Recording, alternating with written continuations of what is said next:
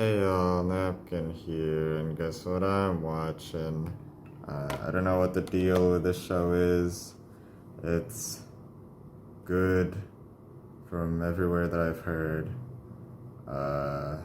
That's it. Came out kind of recently and I missed it. It's currently 2023 and it came out 2 years ago. Geez, that's recent for me. Alright, enough about my weird and skewed sense of time. Let's just get into it. I don't know why the mention of the T word isn't allowed, but I see everyone not, on the note of privacy, not say the T word. So I'm not gonna say it. I'm currently searching where could I watch it. Not illegally, but whatever. So let's just get into pre-thoughts while the thing is getting started. I'll say that much about how I'm watching it. It's currently 5 p.m. instead of a.m. Usually I kind of make sure the whole day is empty so that I can watch a whole 12 episode anime. But I guess I have a whole night, whatever. Okay. It's about animals. That I can tell that much from all of the pictures that I'm seeing. I just wanted to ask, why animals? And this doesn't seem to be about racism, which is usually what animal predator stuff shows are about. Beastars and Zootopia. So I'm looking forward to seeing why they had to be anthropomorphic animals. I guess that's it. They weren't... Okay. I guess I'll, see after the first episode. So, I'm halfway through the first episode. I wanted to interrupt every end, but if I have thoughts, I might as well just go out with it. So, the whole vibe that I'm getting is that Otokawa's, completely banal, and, a complete jackass and an asshole and just kind of like a washed up middle life crisis kind of guy. That's completely based. I love it.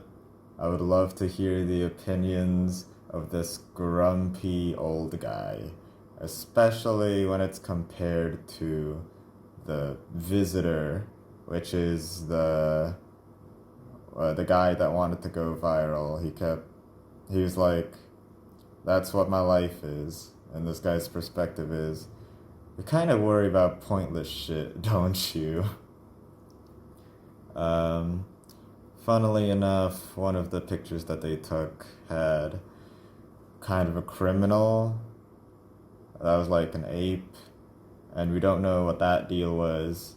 We got to hear kind of like the introductory scene into this world is we got to hear a very light,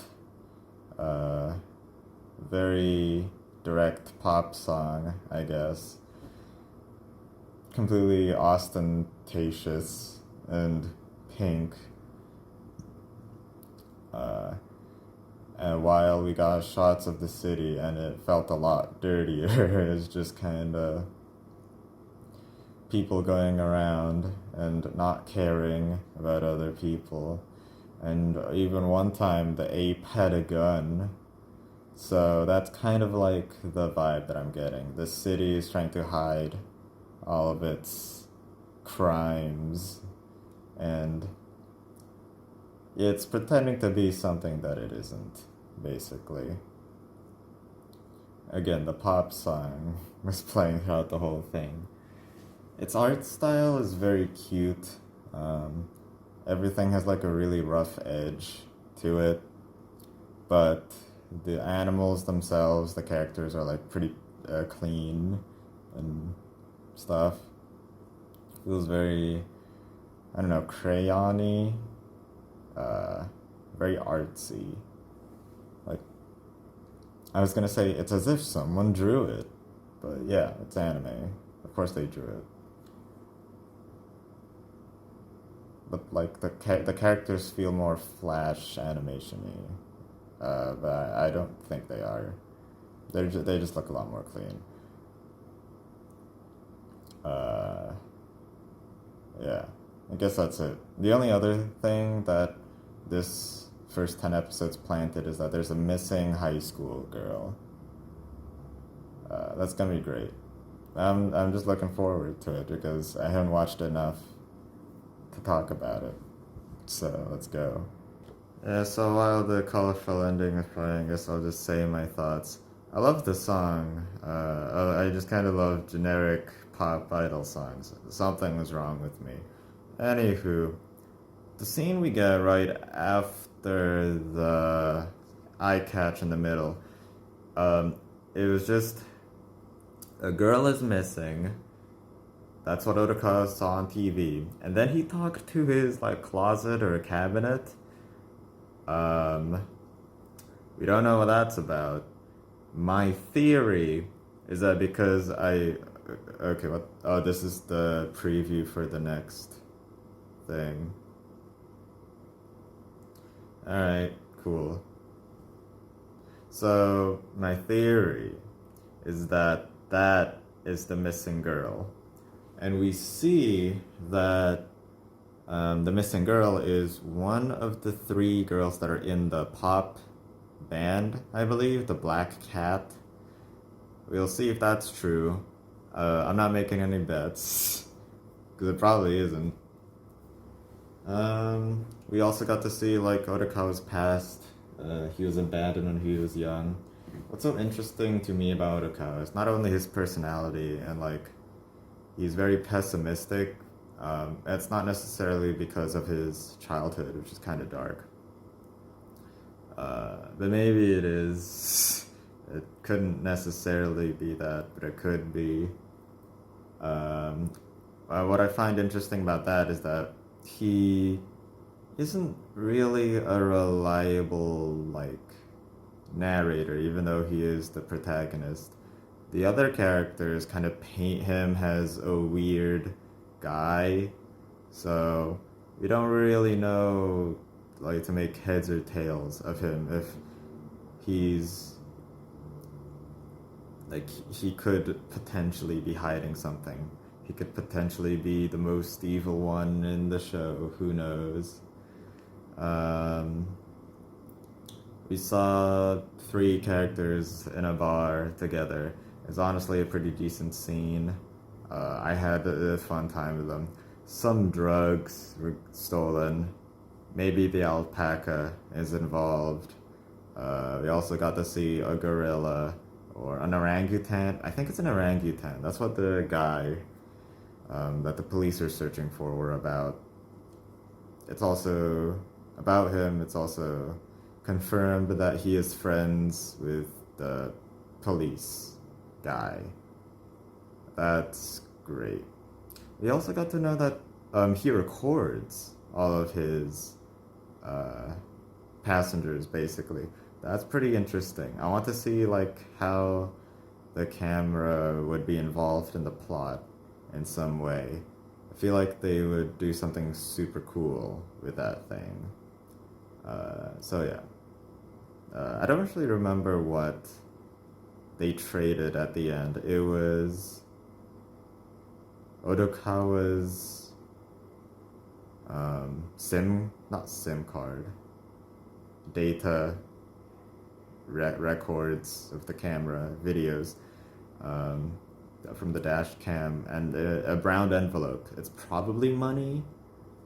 So here's what I think. They might be erasing the evidence instead of like searching for it. And yeah, Otokawa's suspicion that he's friends with him is just true. Even though the other guy said, don't trust what he says. Alright. Now on to the next episode. I don't know how this mystery is gonna unfold. Man, look at this monkey drinking milk. These are really stylistic. I love them.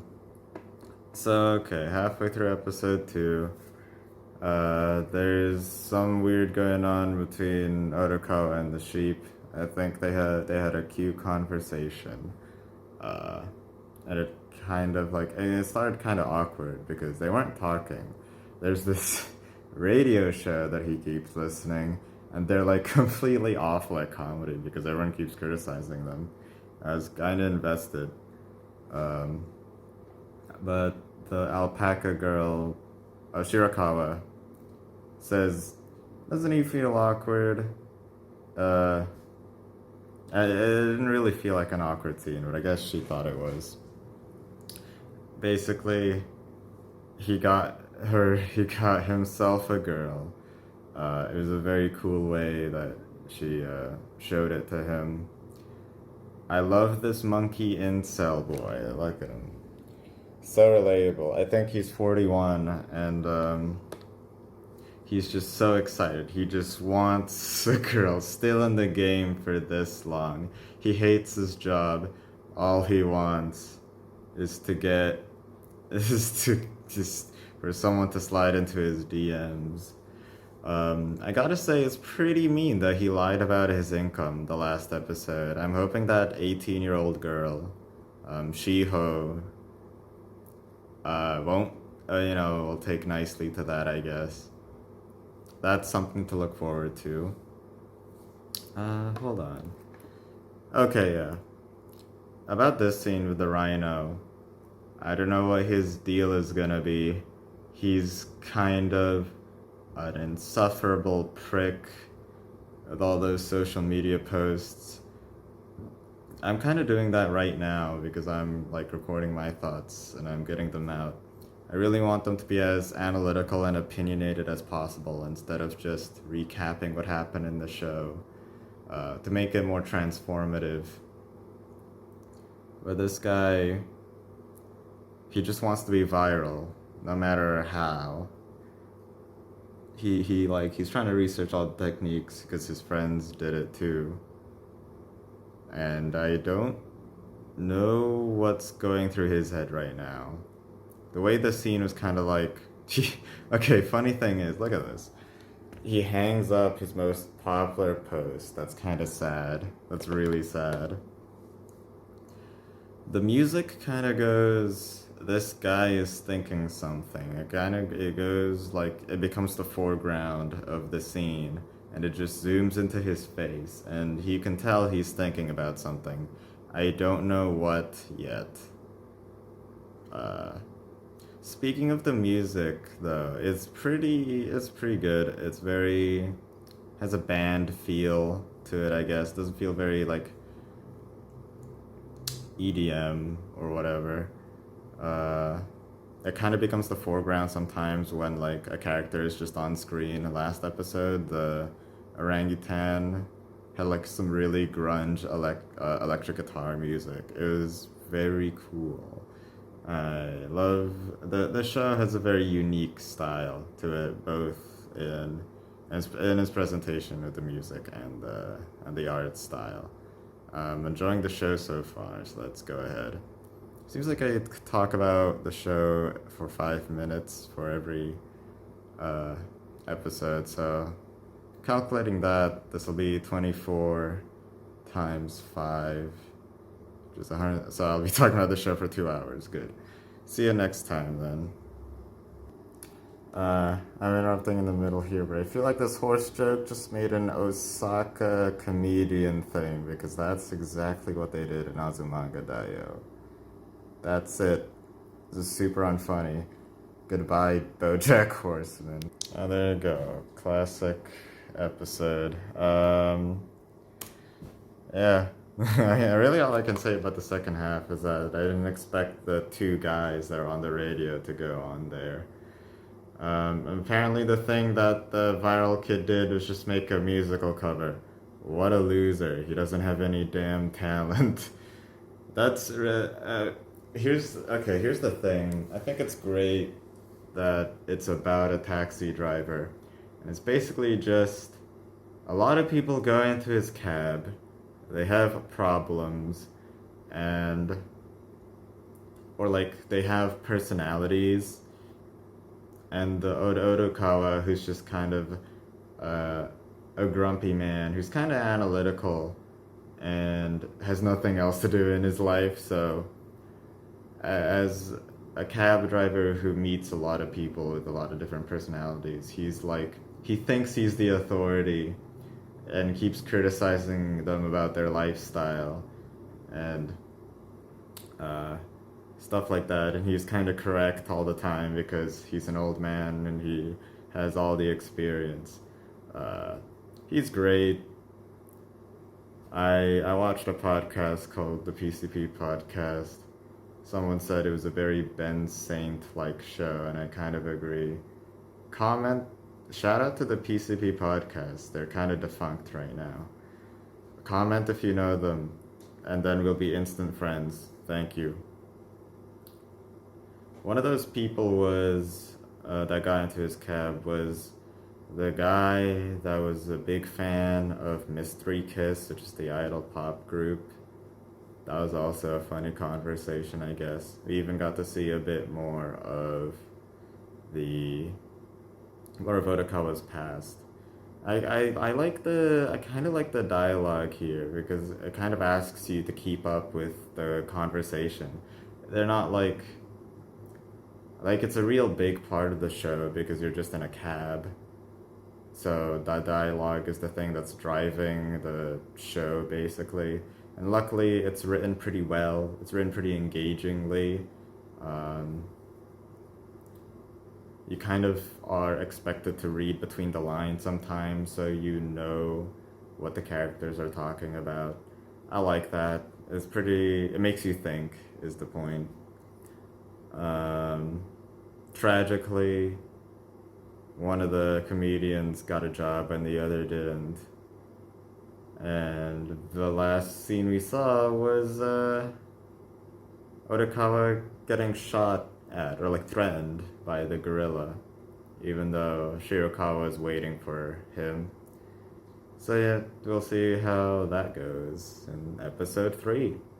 This, I'll be honest, there's a lot of it already gets pretty deep into the plot in episode 2.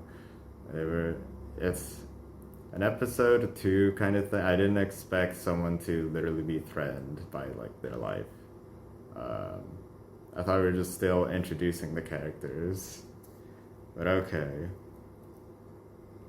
Middle of the 3rd episode. So you know how the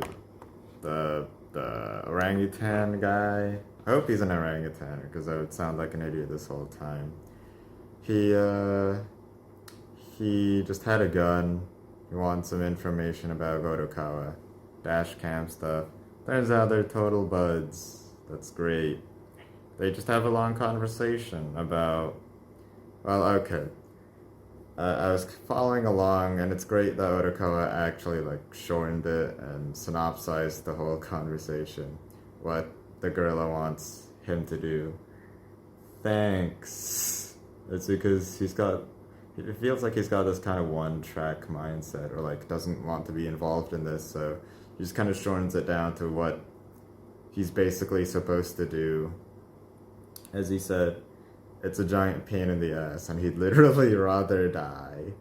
The police, he subtly turned on his emergency light, and the police did come, but sadly the orangutan's also friends with a guy named Big Daimon, but not Little Daimon, so it's actually kind of tense, because they're twin brothers, and you couldn't tell the difference between both of them. It's great how the reason why, even if Little Daimon is being suspicious of Big Daimon's actions, he just don't trust whatever the taxi driver says, and he just blindly, she's just blindly you Fuck those taxi drivers. What else? Shirakawa's getting threatened to die. Because he wants Odokawa to keep his end of the bargain. And the gorilla kind of puts a gun in the park and buries it. Hopefully that gets used in the future. And here is the eye catch. They're all great. Like a character is on this corner of the screen, and the rest is like a very pastel. It's very good background material. I actually like it. That clock is square for some reason. God, this ending is so colorful when compared to the rest of the show. Well, it's a very colorful show, but the vibes it gives off is definitely, because the mafia are involved and people's lives are literally at stake, it just doesn't feel right. So yeah, finally, the monkey dude is on a date. Odokawa is meeting with Shirakawa more often. So yeah, it's a very romantic episode, I suppose. Shiho, okay, so there was kind of like a talk with if Shiho was tricking him in any way. At first I thought it's because of his lied specs, his 20 million yen income or something like that. And yeah, he kind of was, because the mafia followed him. I think... So yeah, that's the cliffhanger for the next episode. Before that, though, Odokawa and Shirakawa are having a pretty nice relationship. He doesn't even want Shirakawa to follow him or even be friends with him because... or, talk, because Yakuza type guys are going after him, or they'll go after his friends. But she just wants to hang out with him because being with him relaxes him. It reminds me of the relationship in a movie like The Ghost World or something like that. I remember the main character's name, Enid, and Steve Buscemi. And I'm like, it's a very lucky relationship because the younger girl kinda like enjoys the older man's company, whether it's because of experience or just their attitude on life. And the older guy's like, oh, it's a hot young girl. So yeah, that's hell yeah. Shirakawa's not exactly young either, but oh well. I love how it repeated the martial arts joke, and the music just blares. He thought like a Bollywood movie was gonna happen. I watched RRR, a very good experience. Anyways, next episode.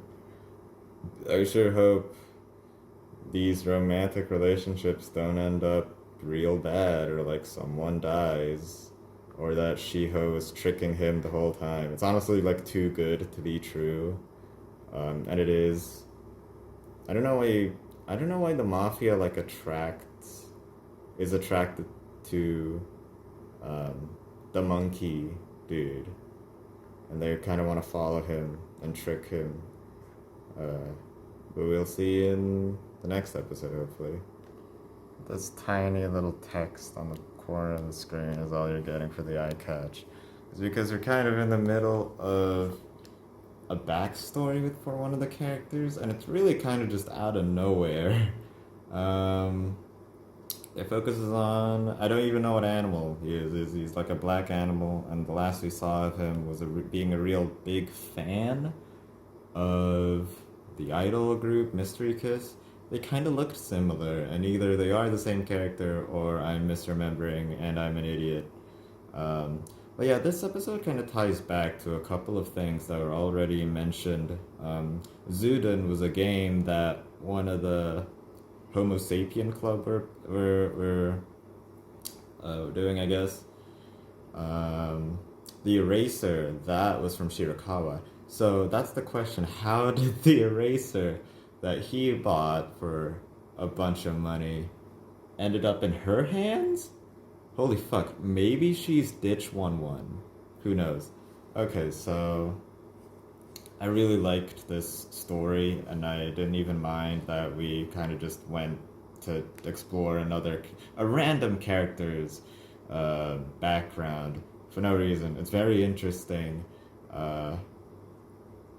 That basically there's this system of like, hey, don't differentiate yourselves based on wealth or material value. So that's why you can't have anything weird, basically. But there's an exception, which is erasers, and it's really interesting how the ones with talent have talent and they're naturally popular, but the ones that don't find value in eraser collecting, which is pretty sad. But even then, that's, as he said multiple times, that's an exaggeration and also a lie, because only 2 people mattered. It's just a really sad story, because at first they're kind of fighting for something that doesn't even matter in the first place. Like, the guy doesn't feel special because he really isn't special. He doesn't have any talent. So they gave value to something that is just dumb, aka eraser collecting.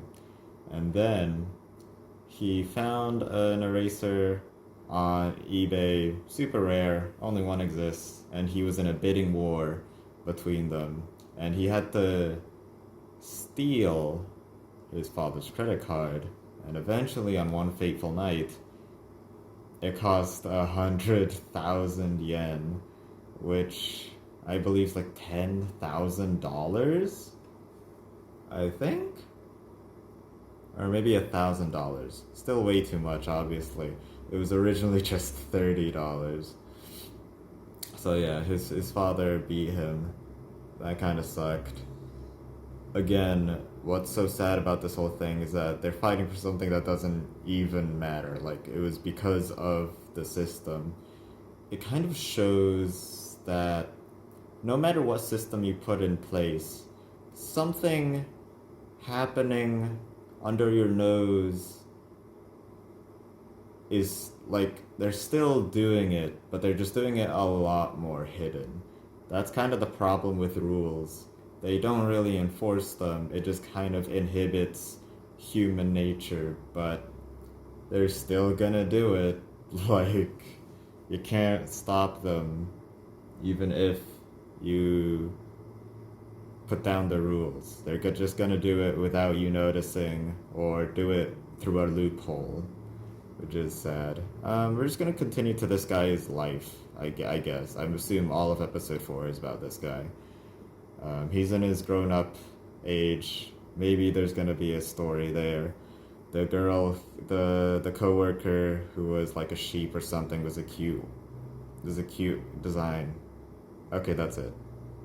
Oh, Ditch 11 goes back into his life, who was the bidder before. We're gonna see how that plays out. Can you just pause for a second to appreciate all these fake anime brand names? You know, you got the classic McDonald's, and you got Nintendo, and Soga, and Intel, and Toshibu, and it's Onyx something. I don't know what Epson is. They're just great. I love them. I love seeing fake anime brand names. They're so dumb. Look at this guy's face. Look at this guy's psycho-ass face. So yeah. Episode 4 is probably my favorite so far, and probably will be for the entire rest of the show.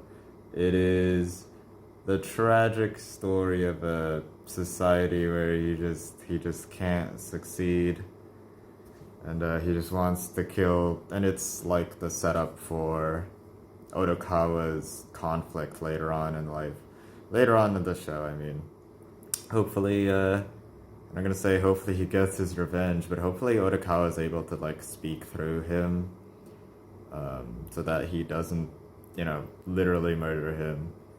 Another thing is that I think it's a great show of, like, why gacha games are shit, and I don't want to play them. I played Genshin Impact for a while, and honestly, when I got my Klee, I was so happy, and I uh, kind of attached to her. Ever since then, basically became my waifu. Uh, of course, every update there's a new waifu coming out, and you just gotta get them. I got the last one that I got before I pretty much quit is the water girl. I don't even care what her name is anymore. The water girl. She sucked, but I wanted her because I liked water. So no, and everyone else who didn't get her because she sucked doesn't like water. So there you go. Anyways, such a sad, tragic tale. Honestly, it's so pathetic. His life sucks so much, but like, it doesn't feel like it's completely his fault. It feels like all of the systems that are put in place around him was also a reason why. Who knows? Well, I think the reason why his story is so tragic is because like he puts value in things that really have no value. Uh, Gotcha games put artificial inflated value to things so that you wouldn't care about them because they programmed it so that these ultra rare stuff only happen every 1% or 0.1%. So you just keep rolling and rolling and rolling until you get what you want. And for this guy, it took 4 years. You know, don't play gotcha games. I really want to show this to people who are big fans of them. And one of my friends is a big fan of them. But I think even then, the message would kind of be lost on him because he kind of enjoys it for things that aren't the gotcha experience. This is the reason why I'll never want to do it. I never, ever, because I'm scared of becoming that, and I was that for a bit, honestly. Alright. Let's get to the next episode. This is getting, more and more cool, more and more interesting. I'm invested. Okay, one more thing that I want to talk about. I love how the show sets up things, like, and then it gets reused for later on. It feels like the show is an incredibly intricate puzzle where every piece just fits together so naturally as characters that you recognize talk to these new characters and they're talking about conversations they had in the past, and these specific items and specific names keep popping up, and it adds meaning to them just inherently because it happened in the past, even though the character doesn't know or didn't experience what the viewer did with another person. It's great. It feels very rewarding to keep track of this stuff and realize that, like, see it pop up again, hoping it gets more important.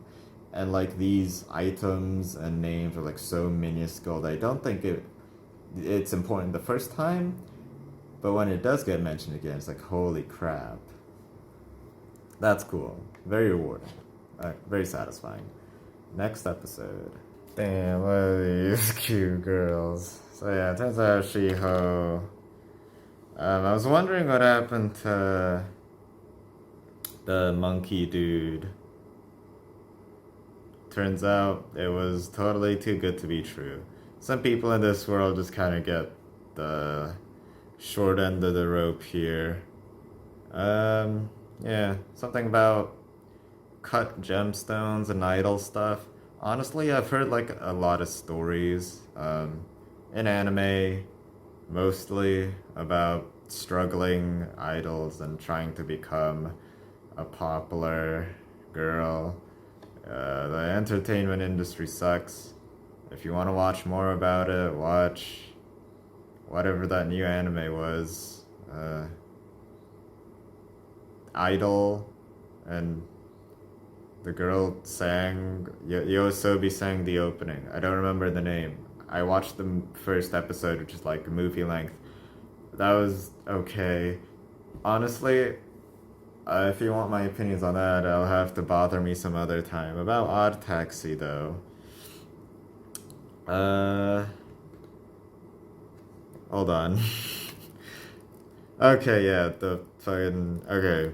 The guy who was in the last episode followed him, and the taxi driver of him was just like, oh, you made my dreams come true. I just want someone to say, follow that cab. Also, that guy had to pay 11,000 yen as well, I just realized.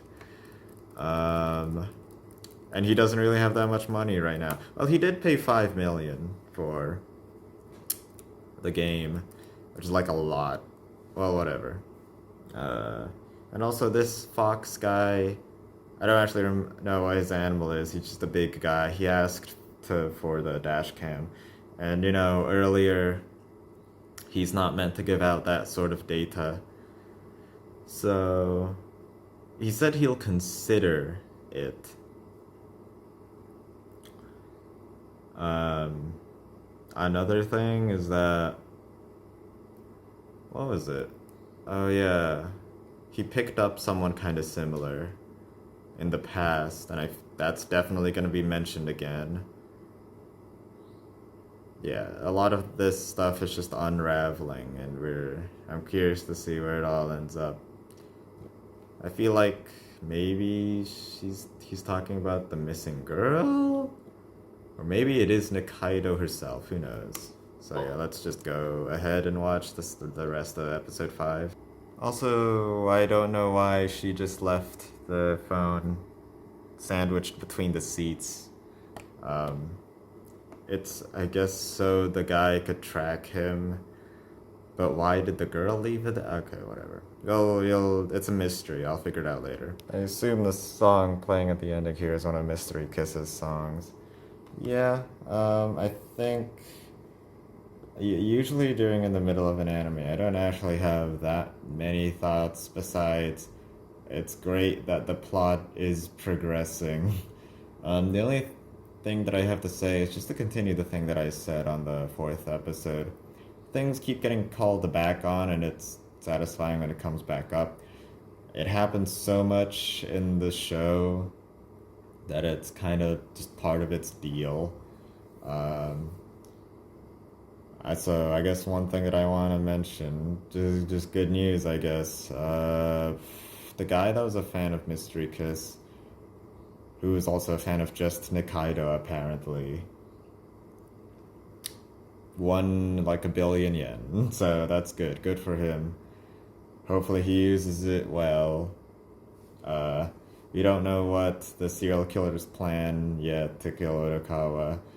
And they had a conversation with the gorilla and Otokawa. It's actually kind of nice that Otokawa cares about someone else. To the point that he just doesn't want to divulge any more information to the gorilla. Orangutan, just any more. Dobu. Oh yeah, he's also being searched by the viral kid. It's, yeah. I know that the viral kid's, motive is pretty impure to, get viral. And he already did get viral, but I guess just continuing on. The thought I had there is, the way you get viral is just to do something big. Just proclaim that you're gonna do something big and people are gonna listen. But who the hell wants to do that? Alright. Continuing on, I guess. This is just unbelievably based. Don't you... I honestly do so many things because I think it'd be funny if I did them. I think, though, because this guy's job is a comedian, what he has to do is to tell stories. And being shot is a pretty funny story, I guess. Okay. Continuing on. Damn, won the lottery and he's still cleaning up trash. So, I'll just do the same shot, but just focusing on something else. There you go. You get to look at a water bottle. So the guy came in. He shot the roof, and he is clearly trying to find where Odokawa is. Should have just chased right after him. We still don't really know what happened to him or if the police got involved. So, that'll be funny, I guess. We don't know what happened to him just yet. But after that, I'm just gonna say, poor Shirakawa. She's starting to really like Odokawa, but because he really does not want her to be involved with all this mafia stuff. He really wants her to get away from him. That just sucks. Real tragic. So yeah, the whole deal with her is that she used to date the Dobu, or apparently, I'm pretty sure it was an actual gorilla this time, not an orangutan. I'm dumb. And she stole the medicines. So we'll see where this tragic love story takes us. Damn, look at him. BoJack Horseman here has like no ambition, but he's getting all the success. I honestly think this pig guy, Boar, he kind of, he's an old guy. He got some experience, and he actually kind of acts like a funny dude. Luckily, Satoshi, that guy who's been sending a lot of mail to the show, to their podcast, radio show, whatever, he actually agrees with something that he said for once about what's so funny about rolling your eyes or something like that. That's an interesting question. Do you want to sacrifice someone's well-being for your comedy, and is it even worth it? Personally, I think it isn't. Like, if you find something funny and it doesn't involve someone getting hurt, like, it's okay.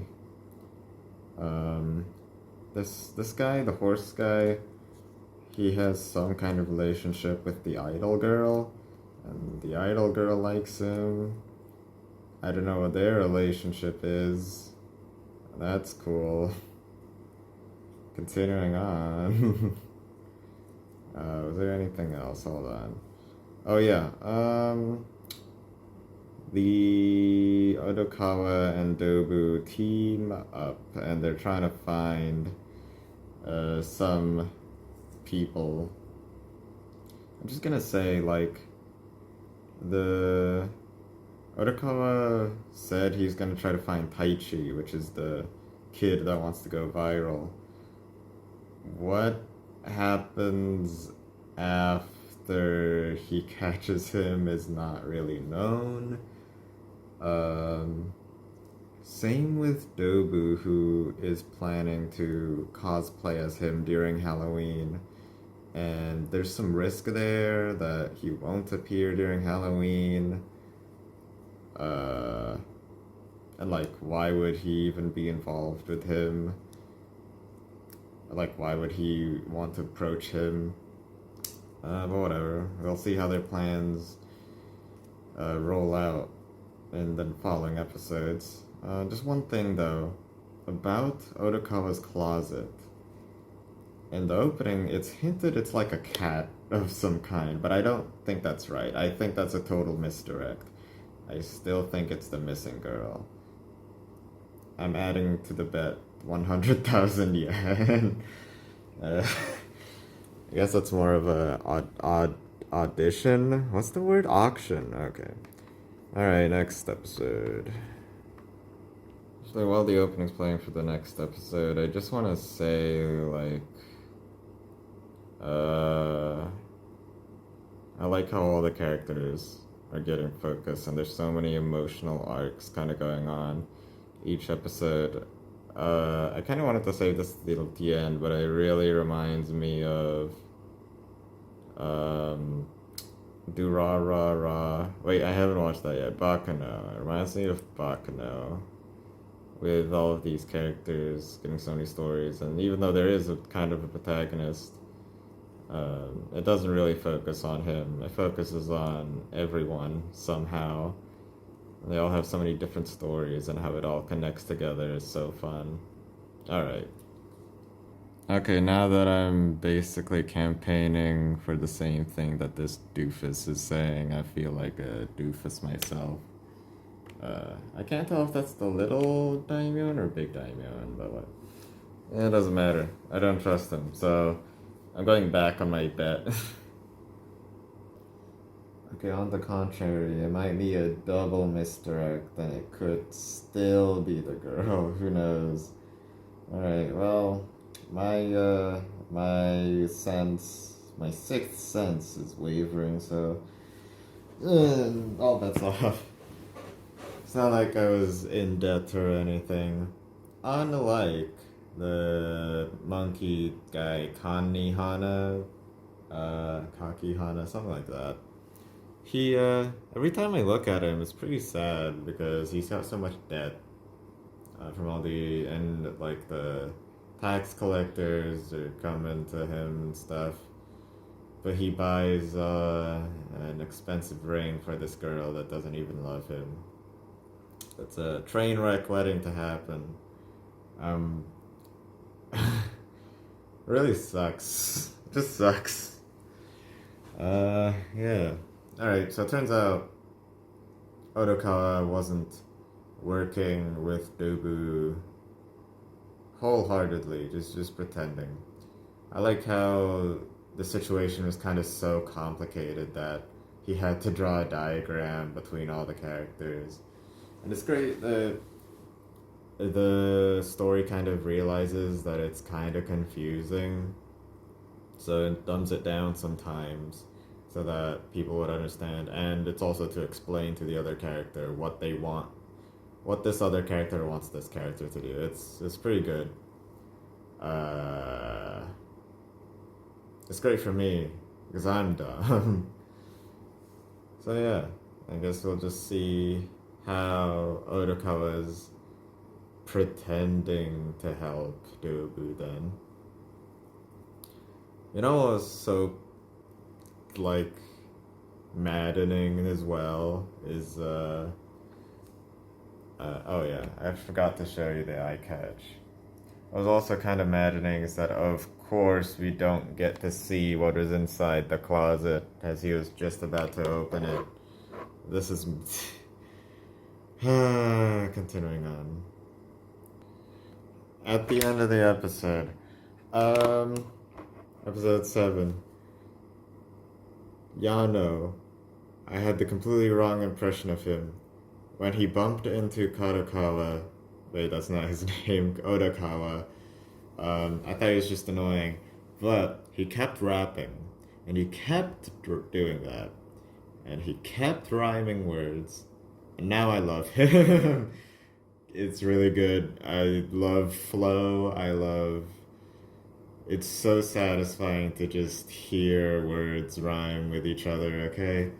So yeah, that was the Halloween. That was the big event.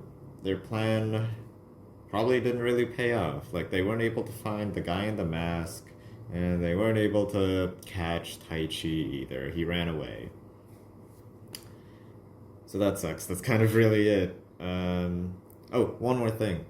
Shiho. Shiho does not want to do the whole going on dating sites, I guess, anymore to attract old guys. And that kind of gives me the impression that maybe at first they had kind of like a fake relationship. I think it would be very, very wholesome at the very end if they do get into some relationship, because Kakihana, he's just like a really he's a white knight, I guess. He's super nice, but his ethics, or like his motivations more like, is kind of twisted because he's an incel and all he wants is a girlfriend. So it would just be quite wholesome, if he did get it in the end, and it would turn out to be Shiho. Especially since Shiho doesn't want to do it, the whole dating thing. Maybe she'll get into a real relationship. Who knows? Let's get on to episode 8. Yeah, to be fair, there's no background material, but I guess Shirakawa's face is cute enough. Yeah, middle of episode 8. You can just look at my cupboard, I guess. You know what I said about Shiho and Kakihana? So it turns out, yeah, Shiho totally hates him. There's not really that much of a redemption arc, but honestly, anything could still happen. We're only on episode 8. And even if they don't get together, well, I have no idea what's gonna happen to Kakihana. I want more scenes with Yano. His rapping is so good. Holy crap, I want more of it. I just want more, please. Might literally be my favorite character just because of his dumb way of speaking. If anyone knows Zokora from My Little Pony, you know exactly what I'm talking about. It's just that Yano has a much more faster style of speaking compared to her.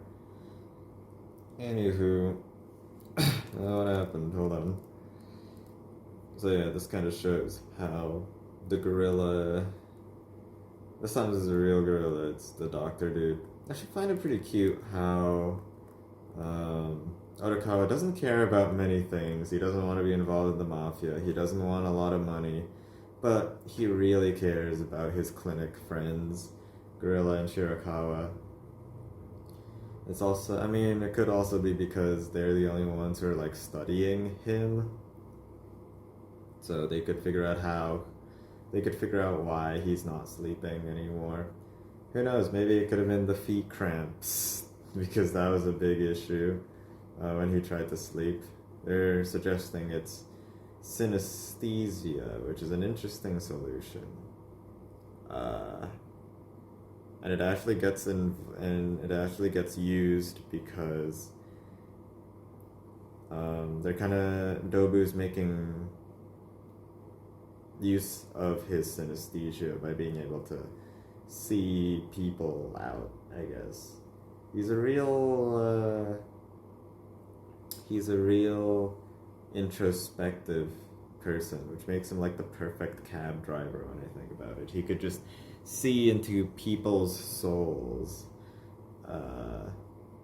and figure out as much of them as he can, which is great when you're a cab driver and you're meeting a lot of interesting people who want to go from place to place, I guess. It's kind of weird because every time I used a Gojek, we sure were silent the whole way through. Don't blame me, I just wanted to listen to my hot-ass mixtape, gets me calmed down. Alright, next half of the episode. Kakihana's incel story is really getting to me, especially with him calling his mom. It's pretty sad. Seeing characters sad on screen makes me sad as well. Especially when Yano is laughing at him. Oh well. Can't get too caught up on that. Honestly, I don't have that many thoughts about this part. Because I just kind of want to really know what happens next. Like, they're setting things up for something big to happen later on. Like, the gorilla Dobu is gonna rob a bank, and Otokawa is recording their conversation.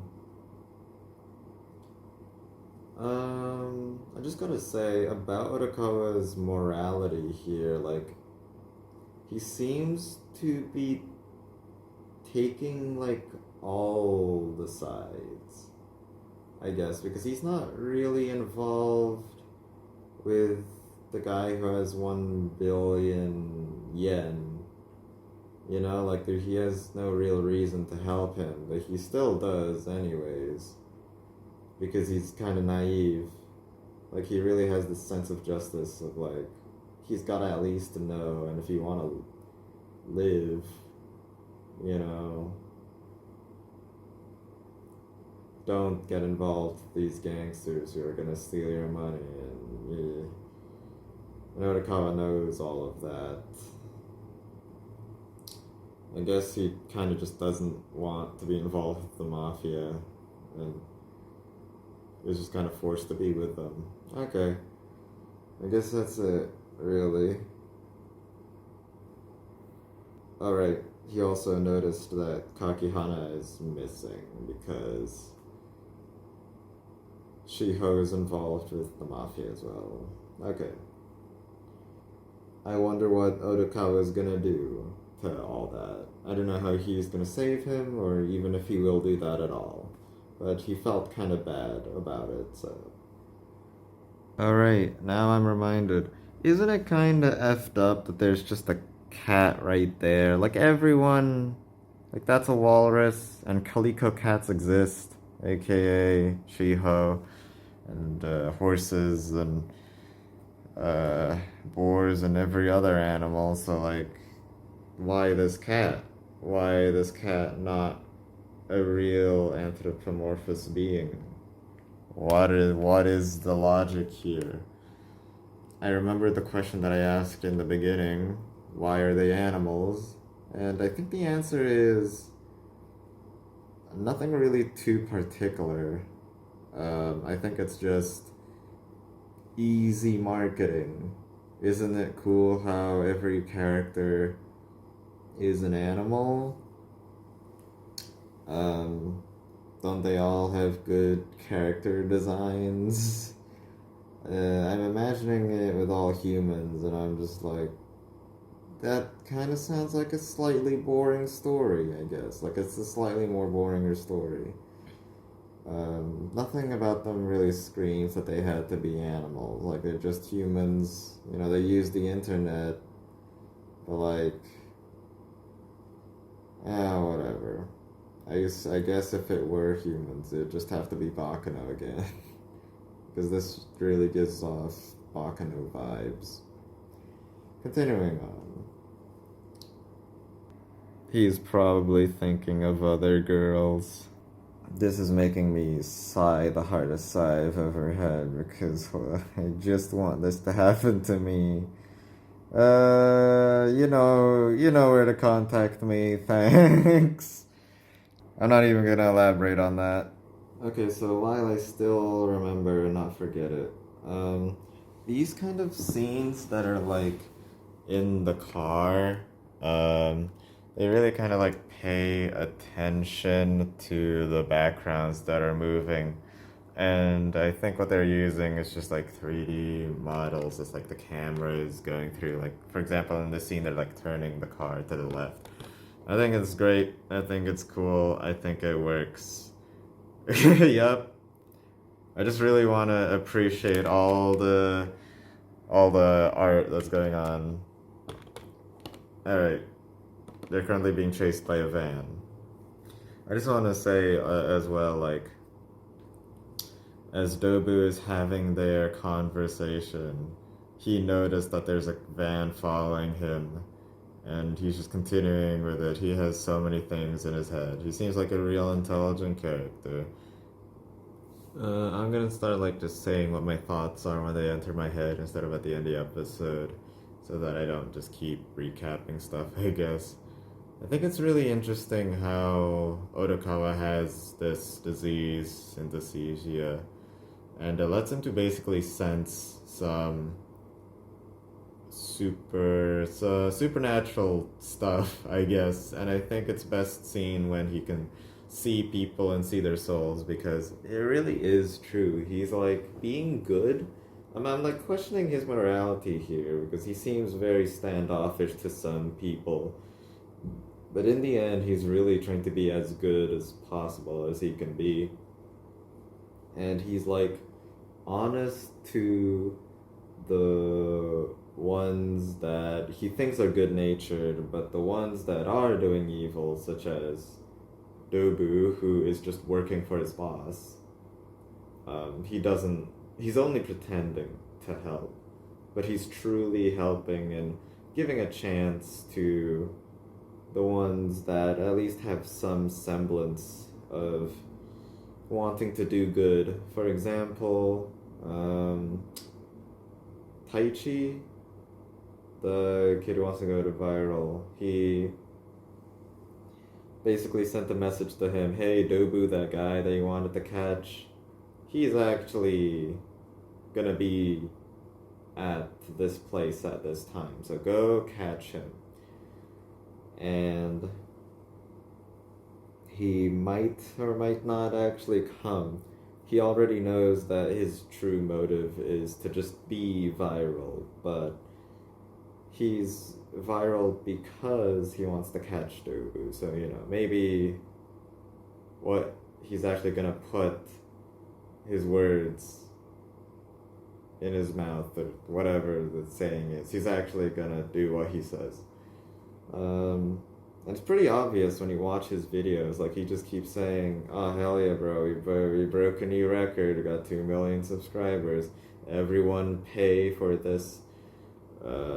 Everyone pay for my YouTube Plus subscription thing. Thank you. But here's the real news. Dobu was this, and I keep recording him. Whatever. He did the same thing to Kakihana, who he rescued immediately, even though he's kind of a loser. And he even did it to the black cub guy who won 1 billion yen. Good for Otokawa. He's got a good moral sense on him, a good head on his shoulders. He's really becoming, he's really cool. That's it. He's a great character. This honestly might be my real background. This looks so good. And it's basically my favorite character. Hold on, let me check. Whose waist is this? Is this... Okay, so the first character that went into my mind, that's Shirakawa. Why does he have the gun? That doesn't really look like the Skull Mask kid. Oh well. The plot is unraveling, ladies and gentlemen. Damn, this whole scene and this advice is just so good. I see so many people flocking to Instagram and getting so many followers because it's such an easy place to be like semi-famous, making stories and making posts and stuff. Like, they find a lot of value and quote-unquote number go up. It's this lifestyle that's like, you have to do the most interesting thing possible every day so you can show it off. Don't do that. Be satisfied in whatever you're doing, and don't be so... Don't give yourself value because of the amount of people that look at what you do. In a who's it? Kantian kind of sense, right? Immanuel Kant imagined, what if everyone did the same thing in the world? That's why lying is bad. But if you think about trying to be popular in a Kantian world where everyone is famous, that means no one's famous, no one's special. So don't try to be special, just try to be happy. Thanks for going to my self-improvement seminar. So yeah, for the last part of episode 9, I believe, you just kind of followed Goriki. Goriki tending to Kakihana, and with Otokawa's landlord, basically. It's great that Kabusawa's kind of just out of the story now. Dobu owns most of his possessions. That's great. Turns out Otokawa's motives now are kind of like just bringing down the whole organization. I wonder what Yano's gonna say to that. Probably rapping, and I want to hear that. The motives are a bit unclear. Maybe it's because he loves fudge. I'm starting to misremember names. The alpaca, because he loves the alpaca that much, or maybe it's just his good nature. Maybe it's related to his past, even. Speaking of his past, he thought this whole time his parents were missing. Nope, they're both dead. That's what the landlord said. Great. Episode 10. I really wonder how Otokawa reacts to that. Yep. I'll just give you those cool looking backgrounds again, damn it. Alright, well, whatever. So, 3 things happened. One, they made a deal with the Fox guy who just wanted for Mystery Kiss to succeed. You're gonna get this angle again. I don't care about the camera angles anymore. We're getting to the climax of the show, basically. The other thing is that the guy planted a GPS. Now it's batteryless. They're gonna... Yeah, I feel like, yeah. With the way that Otokawa is saying, I'm gonna find a way to use this against them, just kind of leave them on a wild goose chase. That does seem weird. Put it on a random car. Who cares? Third thing. The alpaca. I don't know why I literally remembered her name, and now I don't. I like the character, but I'm bad with those names. If only I had the memory of this walrus here. So yeah, the alpaca actually used the capoeira, and it was super effective, and it was the best move. It just worked. She's great. I love it. It's so dumb, but it worked so well. Okay, time to watch the second half of this episode. Oh, holy shit, these 3 words changed literally everything. You thought it was the Nerima girl the whole time, and apparently, according to Otokawa here, who is the master of recognizing people, says it's not her. So what is in the closet? It's driving me insane. Okay, well, that's good enough reason to continue the next episode. I gotta say, about all these plans for like the following bank heist, I guess, for the 1 billion yen. It's all very confusing. I feel like if I slowed down, really took notes while watching this show, I'd be like, okay, that's great. Now I get it. Now I'm hyped. Now I'm just a bit confused. So yeah, there's a whole plan with Dobu. He expects Yano's crew to be doing all of these things to get the money from the kid, and he'll only get 100 million yen, who he'll think will be 1 billion yen. So the rest have counterfeits, I guess. They'll go ahead and get that stuff. And Dobu isn't willing to stay with the 900 million. He's gonna get all 1 billion. So he'll go over there after they check the money. They'll go back. After that, Otokawa gets a call with Yano's crew that he made a deal with the last few scenes or episode, and he tells them, yeah, just get caught, basically.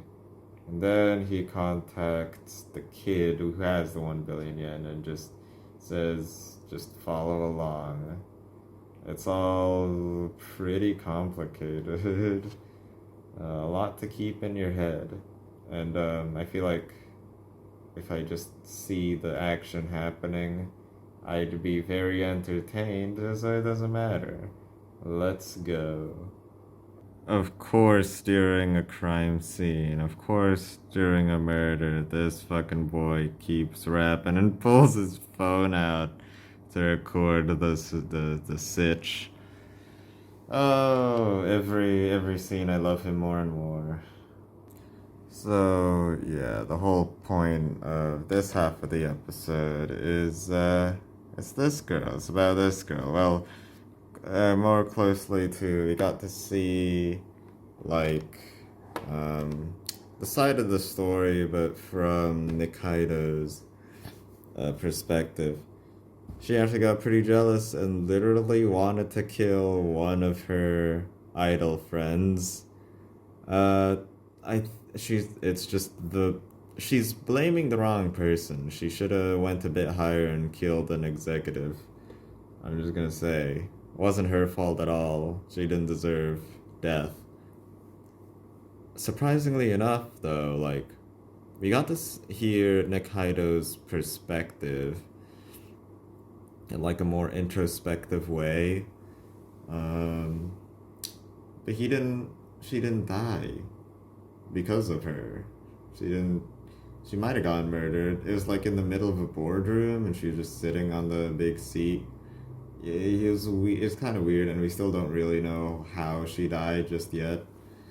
Um, After that, yeah, that's kind of it, really.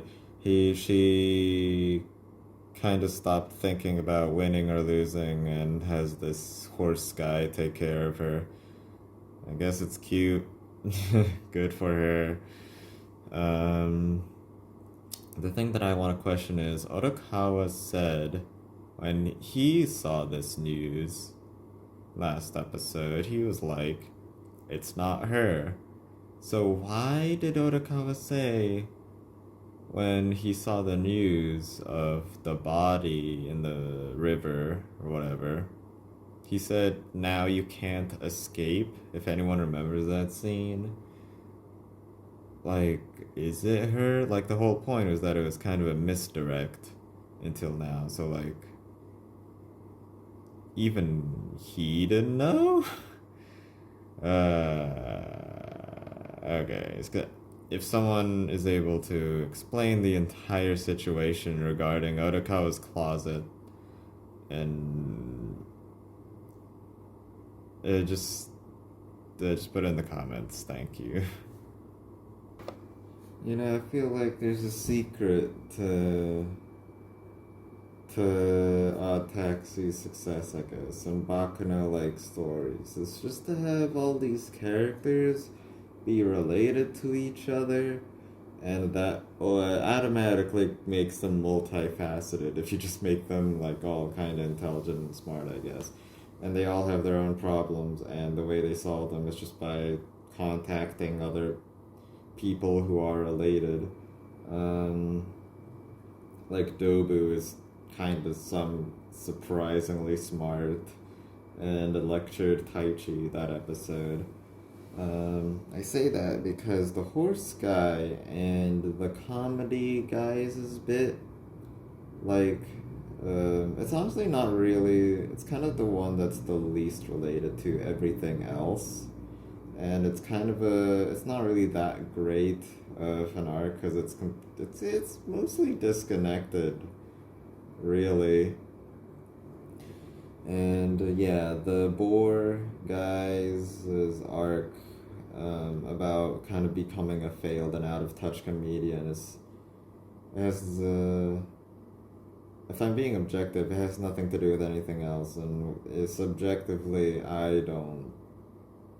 And because of that, I subjectively don't think it's that great.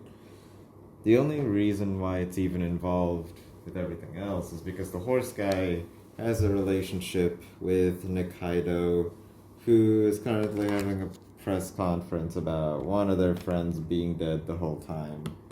So that's great. What else? Oh yeah, Goriki is really going into Odakawa's past here, and this is, really cute how much he is going far for him, how far he's going for him. That's great. He, like, there's this whole mafia thing going on, but there's also a cool interpersonal um, story, like, intimate story with Arakawa's disorder, I guess. It's actually kind of interesting because it gets pretty medical. Anywho, I'm in the last two episodes. Honestly, the biggest mystery now is what's in the cabinet. I just want to know, god damn it. Besides that, yeah, I guess we get to see this whole plan, like, happen about robbing the bank or whatever. Alright, before this gets a copyright strike, I'll pause the recording.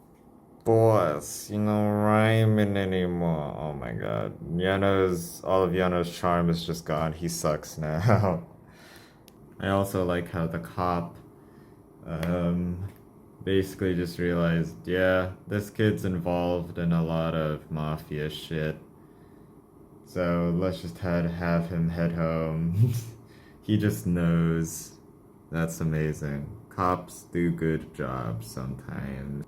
So yeah, funnily enough, Nobu's plan went off without a hitch, I think. They kind of got stopped by the police, but he was able to steal the van. So after that, though, Otakawa's kind of acting a bit weird, and he realized, shit, there's something going on. And yeah, something was. More funnily enough, the guy was following a fake GPS. And he still has these tiny eyes on him. He's always shocked all the time, and his face just turned to complete shit. I really want to know how his arc ends because it's so pathetic and sad. Yeah.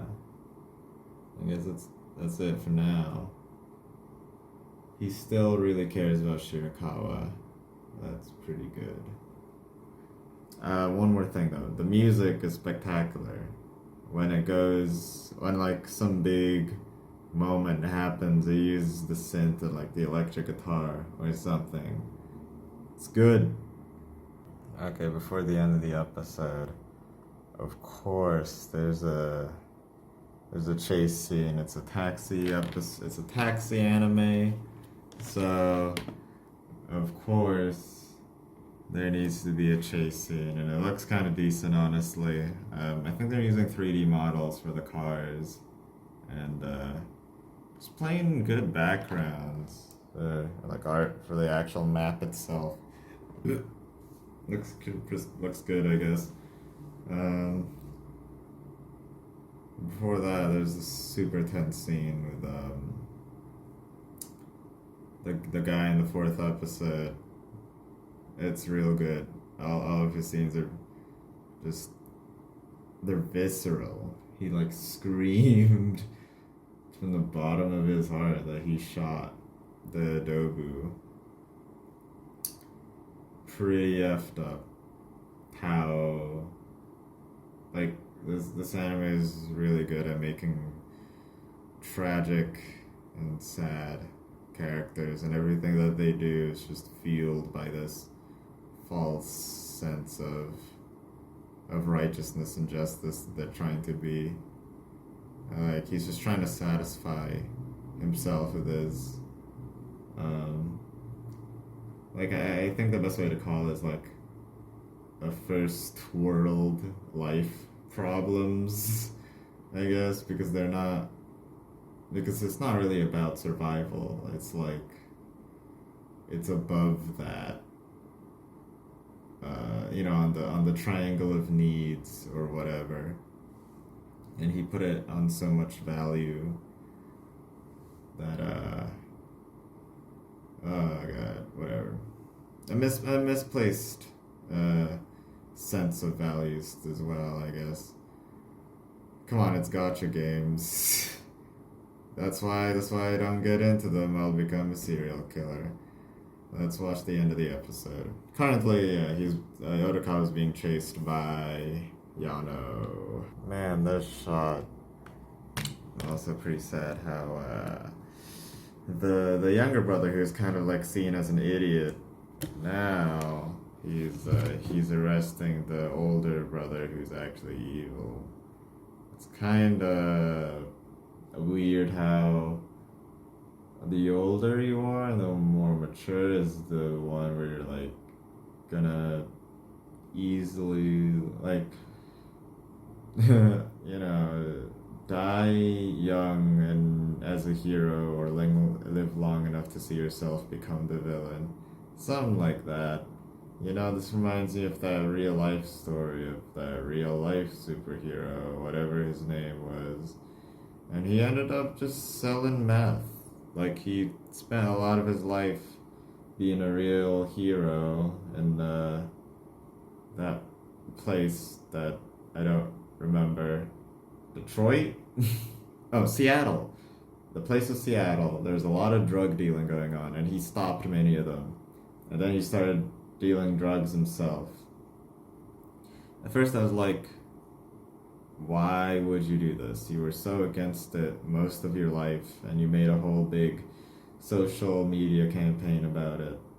Now I'm just thinking, like, he probably knows more about it now. He knows about how much money you get to make and how the whole drug dealing industry works.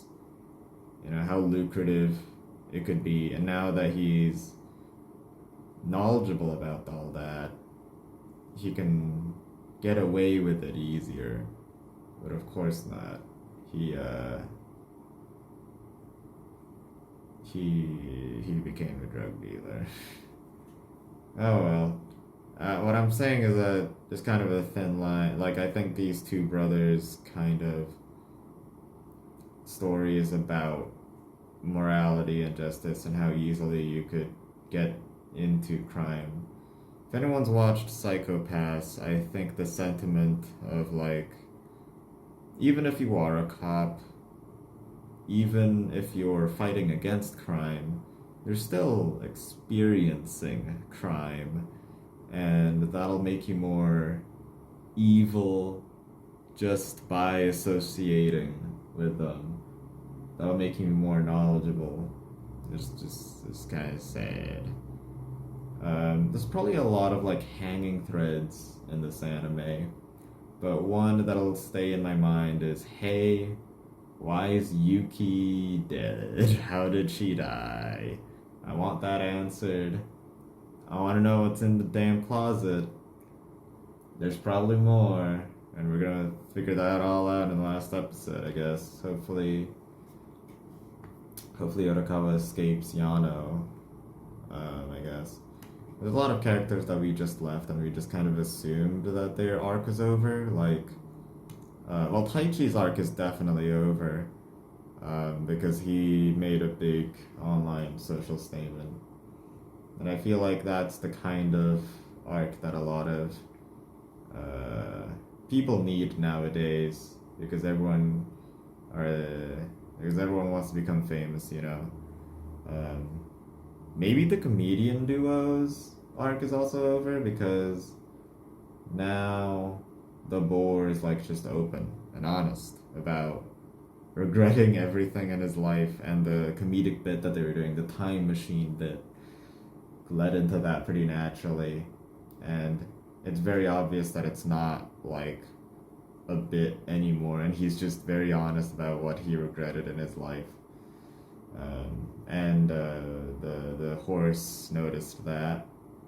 It just kind of ended. Like, we don't know how they escaped that awkward situation. Maybe the announcer just said, okay, next show, I guess. Yeah, okay.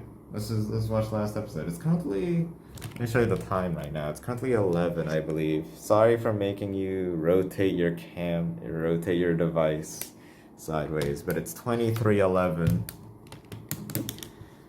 And can't wait for midnight and sleep, I guess.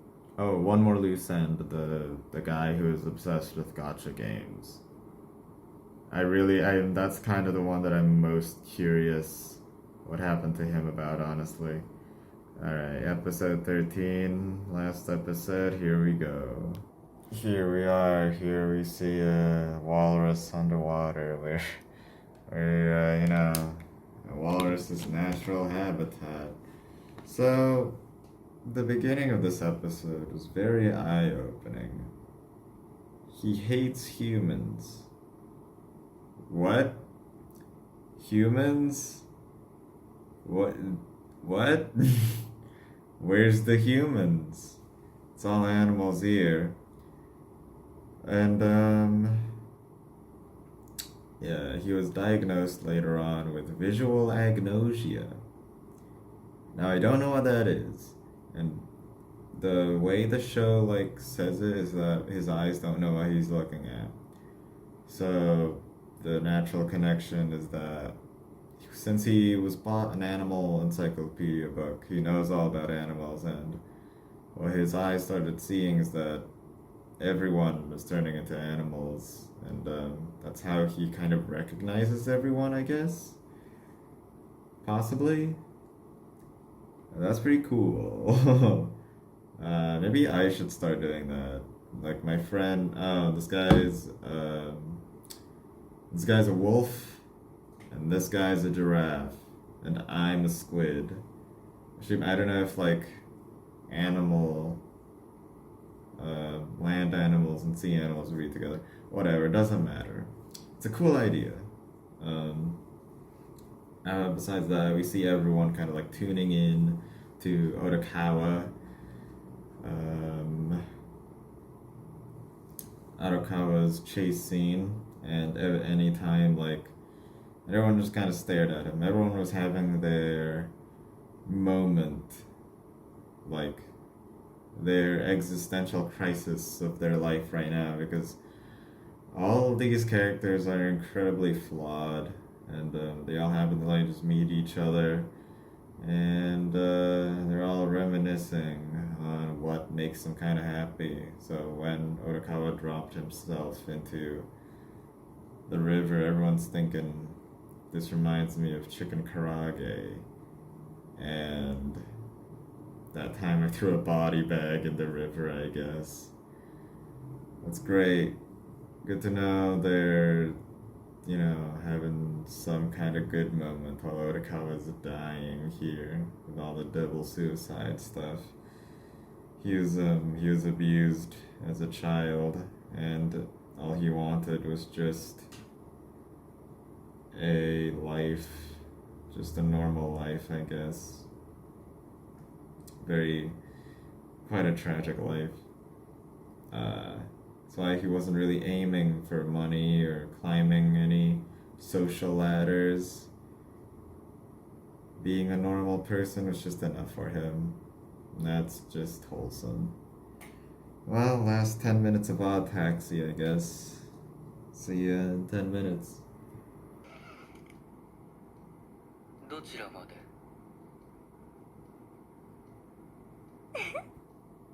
And that's it. That's the end of Odd Taxi. That was the very last scene. This girl turns out to have killed Yuki.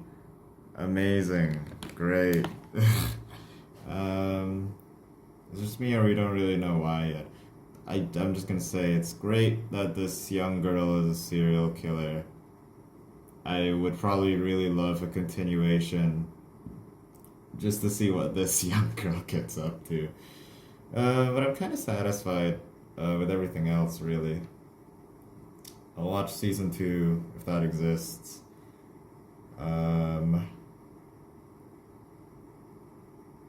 Whenever I'm ready to get into Odd Taxi again. It's gonna be a bit less appealing because they're not animals anymore. It wasn't really a furry show at all, but it had such a distinct style, and now that we see them all in human form, it's all honestly really refreshing to see everything just be different. We get to see everything in a completely new way, and only Odd Taxi kind of makes you feel that way, I guess, because it's such a difference in style and perspective. It's so impressive, honestly. Like I don't, it's I'm only sounding unimpressed because it's midnight. Okay, I'm not gonna act it out, but just know that it's pretty cool. I liked it. Um, the only arc that I didn't really like, I mean, we saw the epilogue of what everyone went through. I'm sure Yano and his whole crew got arrested. Dobu as well. But somehow their boss isn't really affected. I think about him though, because he had quite a few roles. He took care of children, and he was the mafia boss. So that's the. I feel like what Odd Taxi does is have a lot of roles that people have so that it's a giant interconnected story, and then just kind of give those roles to people. And this time for the mafia boss, these two roles are so disconnected that that's the only time I find it kind of weird. Like, for example, for Baba, I think that was his name, the horse, the comedian horse. He was in a relationship with Nikaido, and he was a comedian. Like, those are the two roles that he had. That's kind of cool, I guess, and they're kind of in the entertainment business. Whatever, cool. The idol girl that actually before that, we got to see the epilogue. Everyone had decently good endings, I think. The only one that I want to comment on is we see Kakihana here working an honest living, not caring about women anymore. Good for him.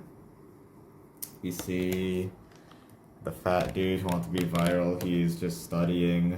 That's great. This is the one I wanted to comment on. This guy finally deleted Zuden off of his phone. I don't like it because we didn't see him like really change.